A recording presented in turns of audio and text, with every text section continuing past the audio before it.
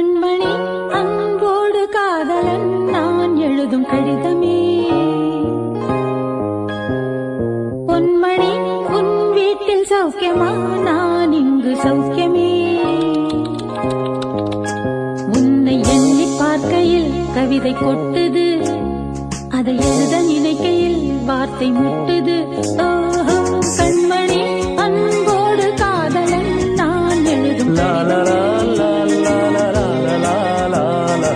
உண்டான காயமெங்கு தன்னாலே மாறி போன மாயம் என்ன பொன்மானே பொன்மானே.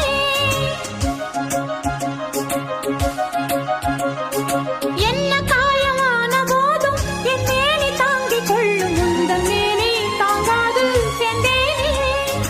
எந்தன் காதல் என்னவென்று சொல்லாமல் ஏங்க ஏங்க அழுகை வந்தது.